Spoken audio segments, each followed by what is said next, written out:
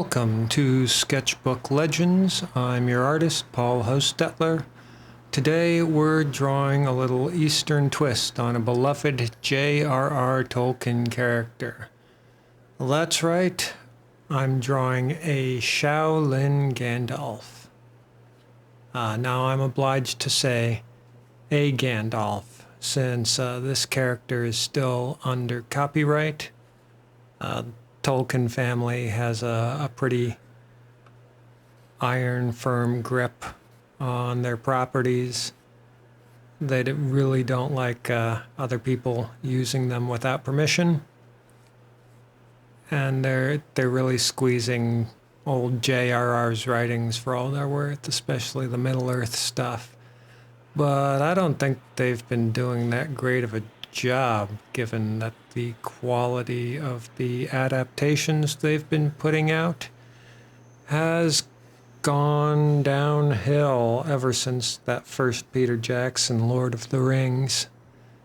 I haven't seen The Rings of Power. I don't have Amazon Prime, but that whole Hobbit trilogy was a slog, and everything they've been doing since seems kind of like a pointless cash grab. But since the people with money are all out of ideas, I guess it's up to the people who only have paper and pencils to continue on making up new stuff. This idea came from my wife, who studied a few semesters of Mandarin back in high school. She still remembers a couple of words, one of which is that the word China, as in the name of the country, translated directly means Middle Earth. If that's a little too on the nose, you could also translate it as the Midlands or the Mediterranean area.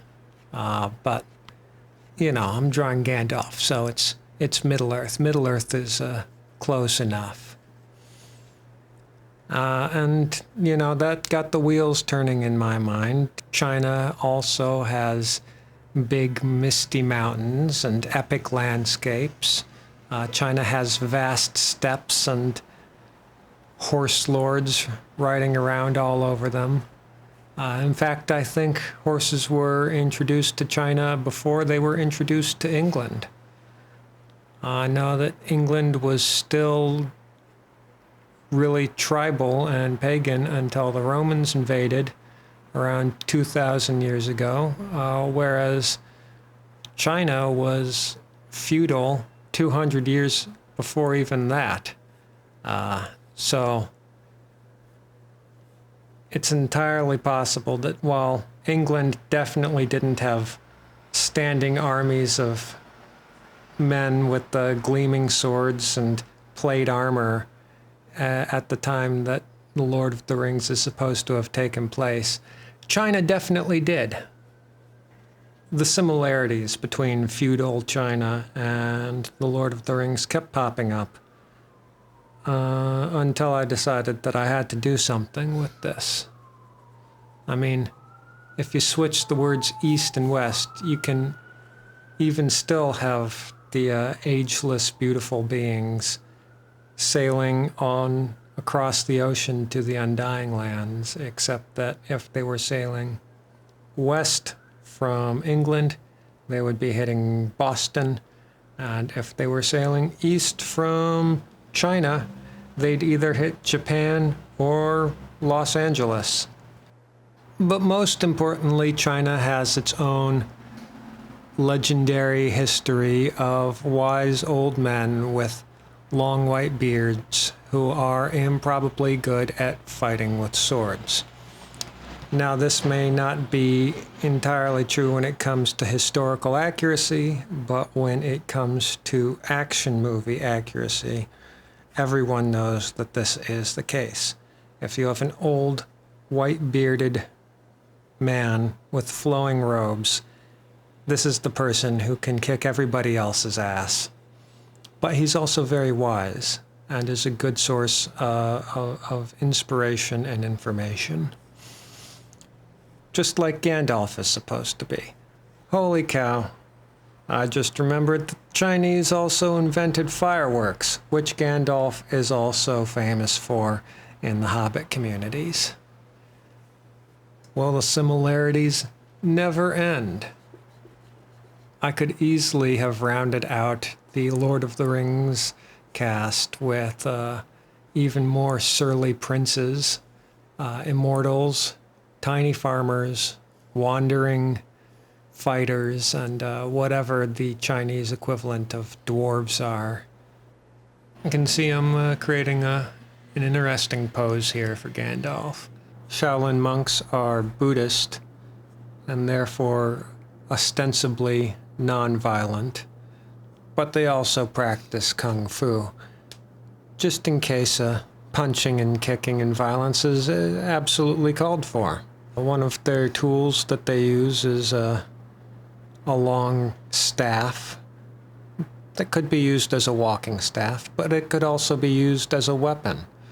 Just like Gandalf used his staff in that scene in Rohan in the Two Towers.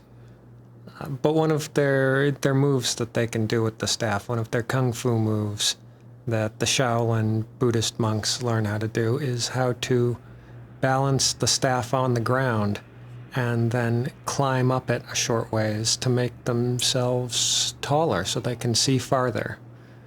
So I decided to have him doing sort of the same thing, planting his staff on the ground, one foot balanced on the bent wood. I've given Gandalf some big, crazy eyebrows.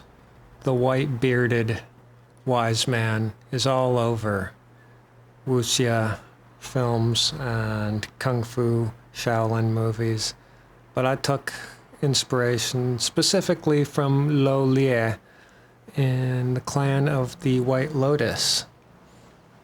He doesn't play a Shaolin monk in that one, and in fact I think Shaolin monks are usually bald, but since Gandalf is a mythological character anyhow, we'll let that slide a little bit.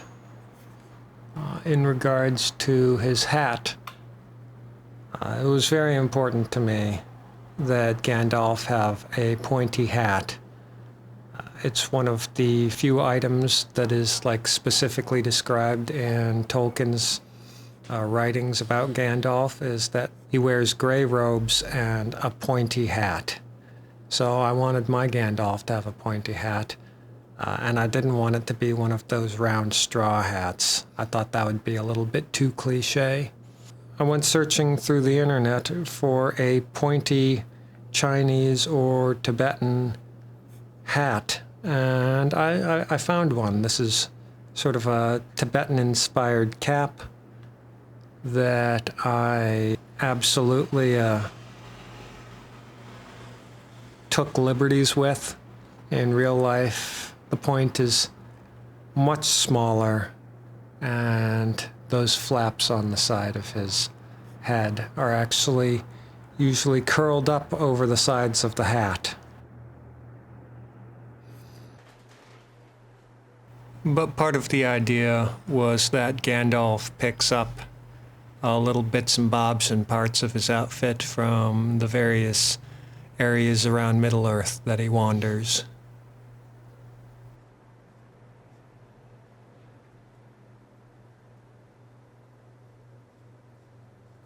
The clothes that I've decided to put him in are definitely from Shaolin Buddhist monks, except that mine are gray.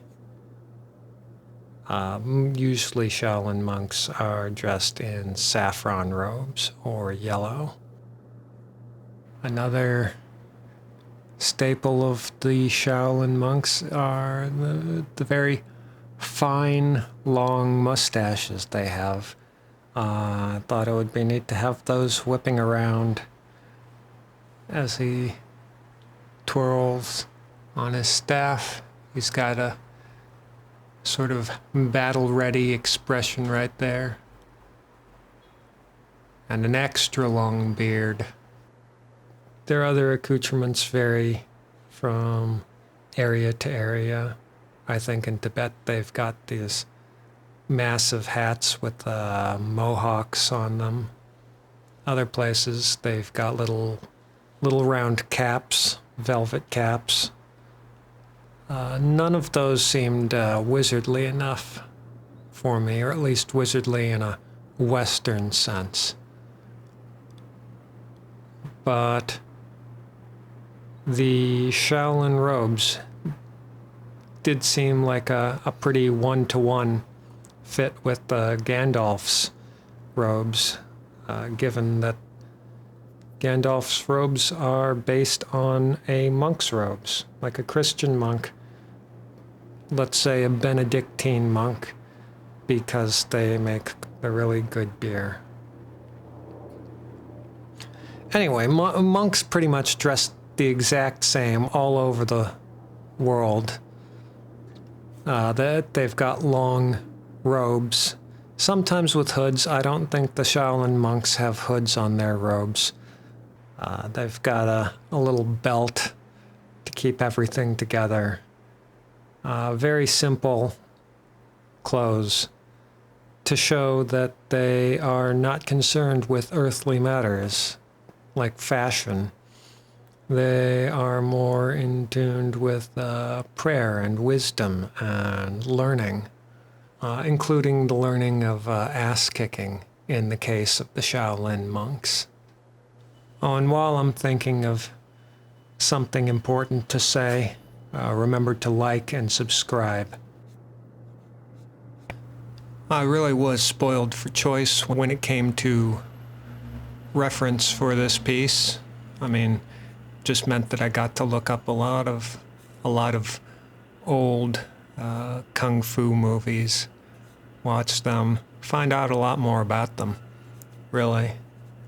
But the way that I do these sketchbooks is that I look up all the reference in the days leading up to me drawing.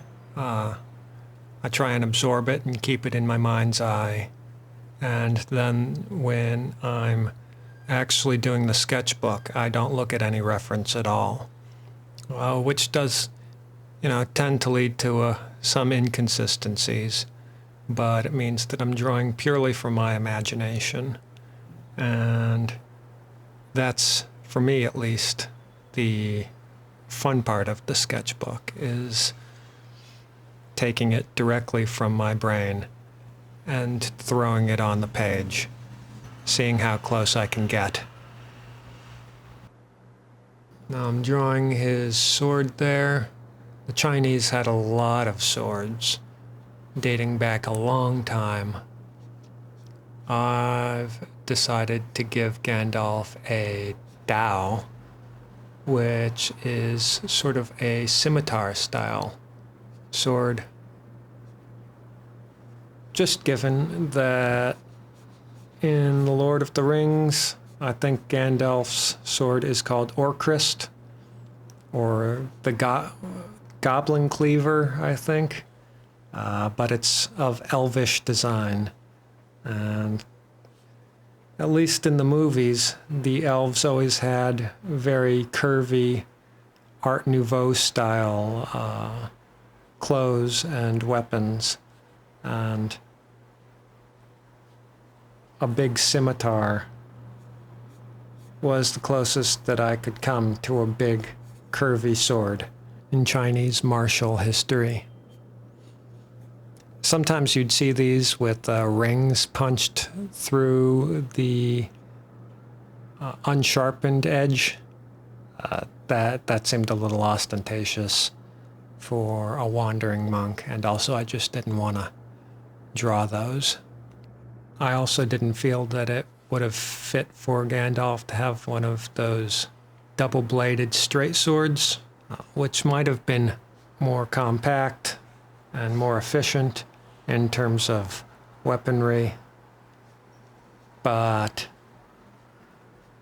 if I were going to draw all the characters in The Lord of the Rings, I feel like the ones with some sort of political standing would be more likely to have those swords. Aragorn might carry that kind of sword. Boromir might carry that kind of sword. The elves would have something different.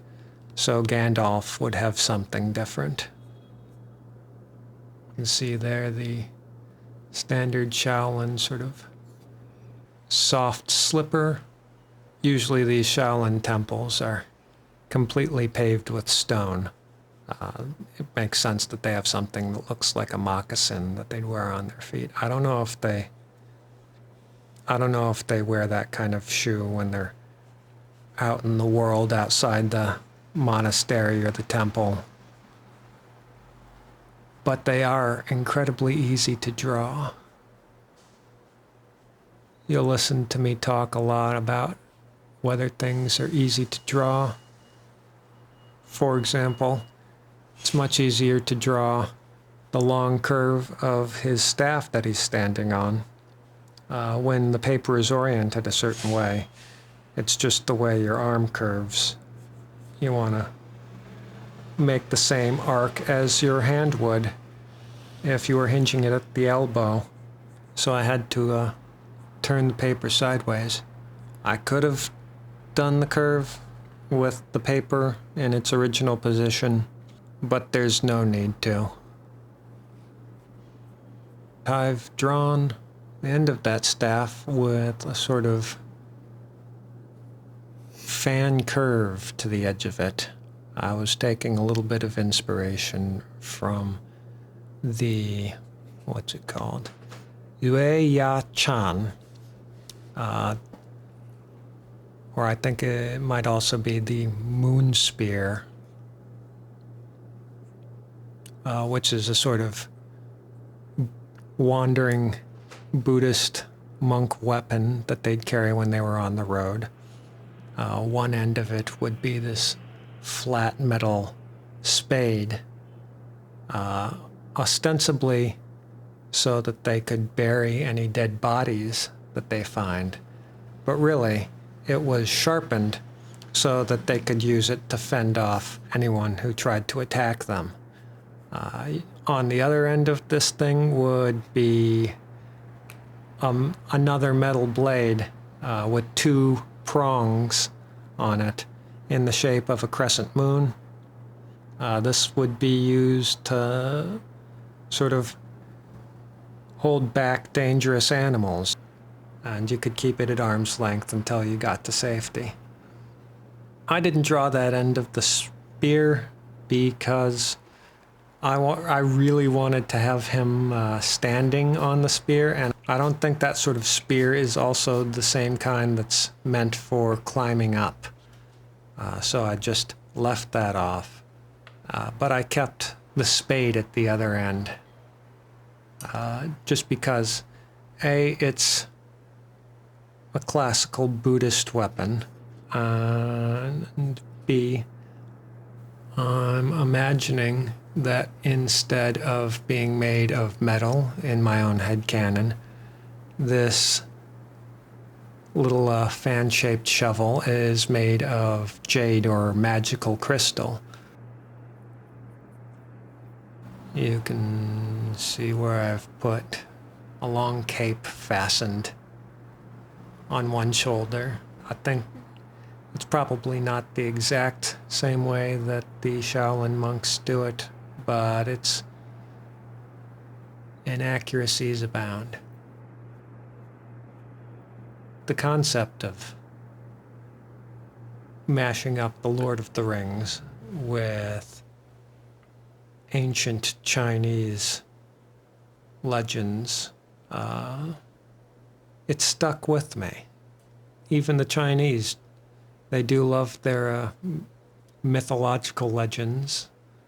Think of Journey to the West, another Buddhist tale in which a motley crew go on an epic quest, mostly on foot, for the sake of a great treasure. There's monsters and ogres and fighting and a bunch of whiny immortals that are like, you can't do this, you have to do that. And there's even a dragon or two.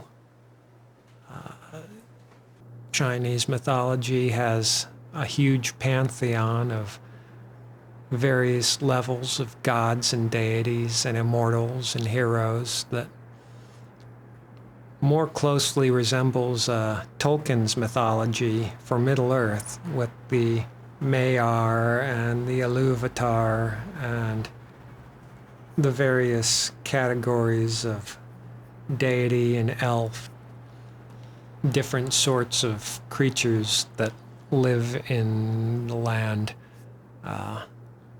than anything that actually existed in Britain.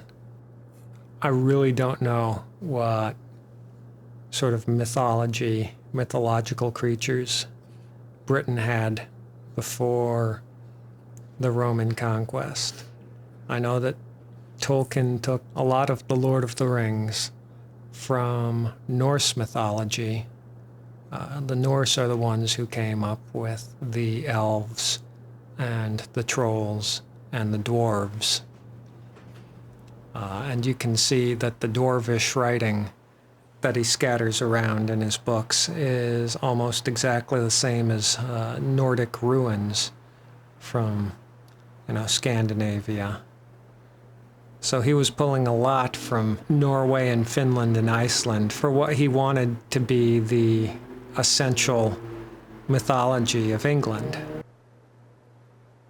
I'd think England already had King Arthur, but apparently that was too recent for him, coming after the Roman invasion.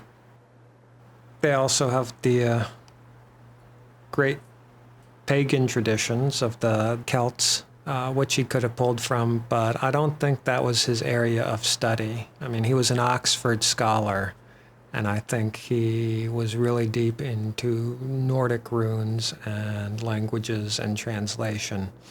So he just pulled that for his elvish and dwarvish history. But my point is, China already has all of that mythology within its borders.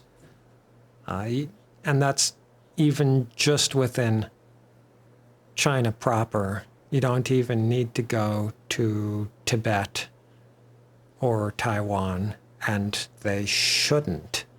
They should hand Tibet back and stay the hell out of Taiwan and just be content with their massive damn country with 1 billion people in it and their long, rich history. Isn't that enough? Why can't that be enough? They can have the Lord of the Rings too. Let's give them that. All right, what I'm doing here is I've got some watercolor washes going on. It's not really watercolor. I think this is graphite and a little charcoal, but it's caked together probably with clay, which makes it slightly water soluble. So I'm using these cakes of gray tone to fill in Gandalf the Grey. This isn't the best paper for doing big, broad washes, but I'm doing the best I can. Get some nice lights and shadows on his cloak. I'm really just making these up. Hopefully they look good when I'm done. They're sort of all over the place. I'm looking to create an effect like they're spinning and swirling around him as he leaps up on his staff. You can see amazingly that all of these grays are roughly the same tone, and that's because that graphite block is incredibly consistent with what sort of tone you can pull out of it. It's even better than using a pencil. With this stuff, it's the same tone, no matter what you do, really. The only way to change it is to add a little of the charcoal to the mix. What brand is it? These are Varco Art Graph, little blocks. I haven't heard of the company before, but they're made in Portugal, apparently, if that helps. You can probably find them on Amazon. You can probably find them elsewhere. Just because you shouldn't be giving money to Amazon. They'll only use it to make more terrible Lord of the Rings adaptations. This sort of paper is much more amenable to small watercolor marks. I've got a Japanese-style Sumi ink calligraphy pen. Not a pen, a brush I'm using. We'll see how long the tip holds out for me. I'll probably make it through this painting. If I can make it through a few more, this may be a keeper. I've had a real hard time finding brushes that will keep their point. Maybe I just manhandle them too much.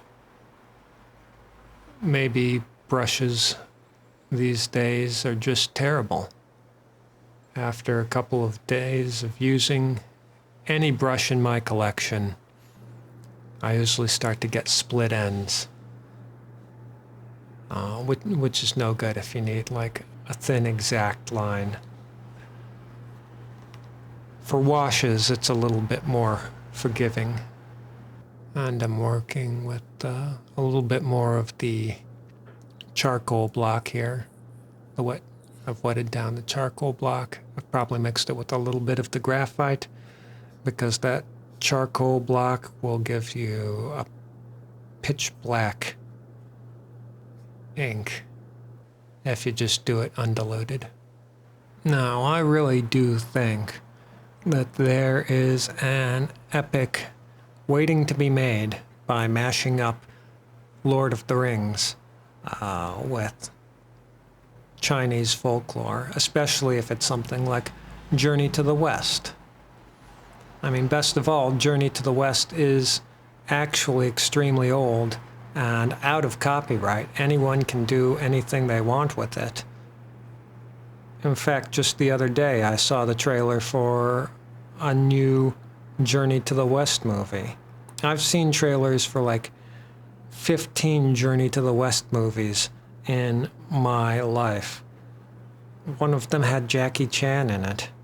Another one didn't even have a monkey in it. There's an opera about Journey to the West that's been made by the guys who did The Gorillas. So you can do whatever you want with Journey to the West, including just changing enough of it to make it a little bit more like Lord of the Rings, if you wanted to. You could do that. I could do that, but I'm not going to, because I value my time, and I do not value Lord of the Rings or Journey to the West enough to give up several years of my life in pursuit of this sort of fantasy epic. Not the world's biggest fan of fantasy epics.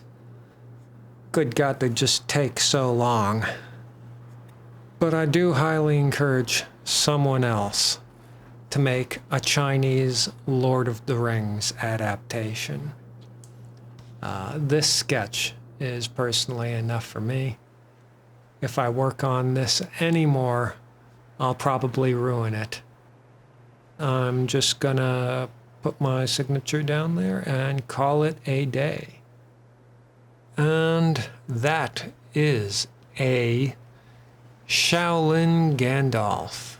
If you liked this video, click the like button, click the subscribe button. Subscribe to the channel. Subscribe. You can find me elsewhere on the internet at Ko-Fi, Patreon, Blue Sky, at phostutlerart. That's my handle. And I recently created a TeePublic store. I'll be populating that with some of my art and designs in the coming weeks. Check that out if you'd like some prints or apparel. Thanks for watching. Stay sketching, stay legendary. See you next time.